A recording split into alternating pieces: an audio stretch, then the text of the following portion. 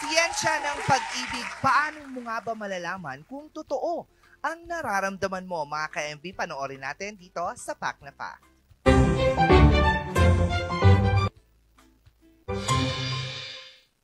Sabi nila, ang pag-ibig daw parang sipon. Hindi mo alam kung saan mo nakuha, pero ramdam mo na lang bigla. Pero paano nga ba malalaman kung in love ka na talaga? Ayon sa pag-aaral, ang love ay hindi lang basta feeling. May epekto rin ito sa utak, hormones at sa behavior mo. Based sa research, romantic love ay isang complex na emotional at physiological experience na binubuo ng attachment, attraction at desire. At malakas ang influence ng brain chemistry pati na rin ng hormones tulad ng oxytocin, dopamine at serotonin. Ibig sabihin, hindi lang ito pansamantalang emosyon, kundi isang makapangyarihang koneksyon ng pwedeng mauwi sa pangmatagalang commitment at malalim na intimacy. At ngayon naman sa karanasan ng iba, minsan obvious na, ayaw lang aminin. Kaya heto na ang mga signs na in love ka na. Lagi siyang iniisip mo.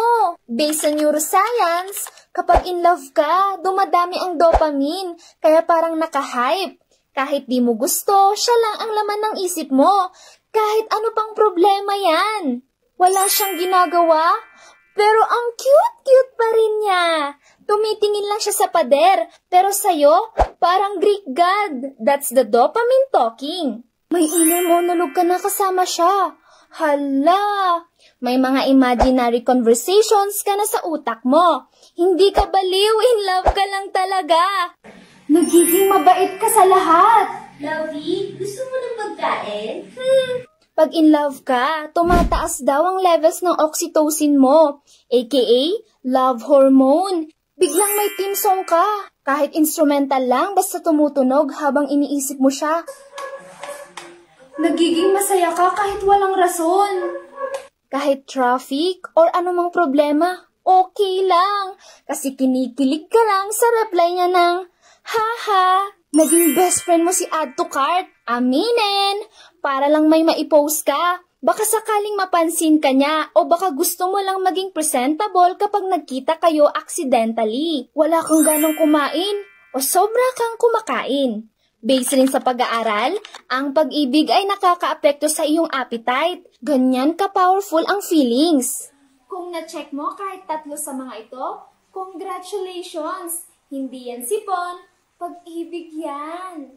Nakakapraning minsan, pero ang sarap sa puso. Pero just to make sure, dapat mahal mo rin yung sarili mo. See you sa susunod nating Heart to Heart! Totoo. Alam mo, nakaka-relate ako dun sa kahit wala siyang ginagawa, para siyang estatwa ng isang Greek god. Aray ko!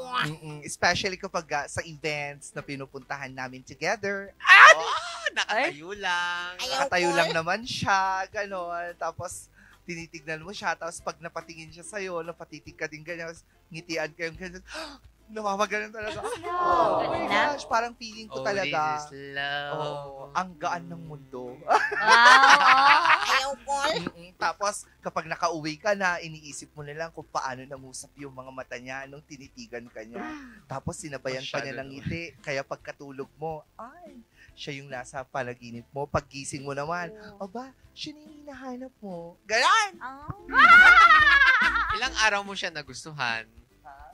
Matagal na actually. Oo. Ay, oo nga pala, naikwento mo. Hindi ko na alam.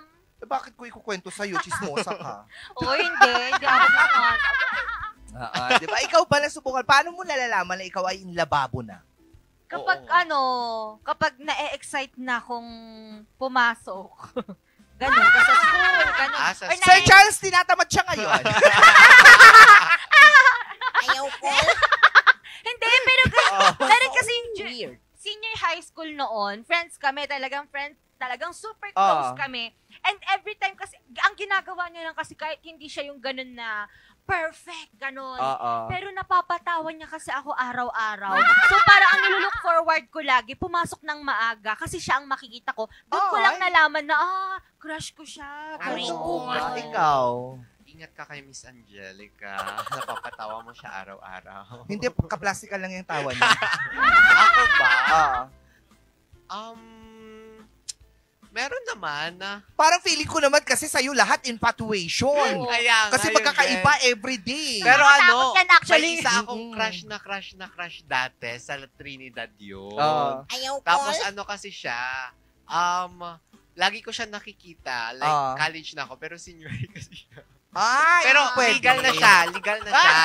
Oo, alam mo, nakakatakot Totoo. din minsan. Meron yung time na magkasama, nung umuwi pa siya ng Trinidad, yung intern pa lang siya dito, nagsabay kaming umuwi, may sumakay kasing pogi. Alam mo ba? Hindi niya talaga tinantanan. Hala. Oo, nakakatakot siya. Hindi. Dalagang Pilipinas. Inaano ko lang kasi, ina-appreciate ko yung mga gawa ni Ganon. God. So, isa kang appreciator. Yes. Hindi ako din kasi yung isa pang crush ko. Ang dami. Nakita lang kami one time kasi inibot lang niya yung slippers ko nung nagising ako. Binigay niyang gano'n. Nawagay na. Kayo ba, yung kapag kahit minsan lang, talagang tinatamaan na kayo? Oo. Kaya marupok talaga ako. Kaya nga bagay ako sa Sparks Cup. Marupok Pasok ka na. talaga.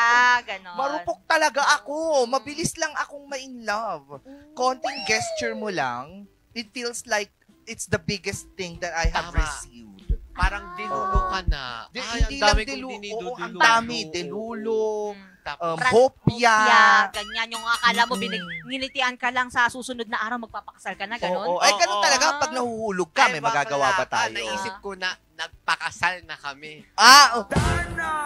Darna! Nako, mga ka-Eddie,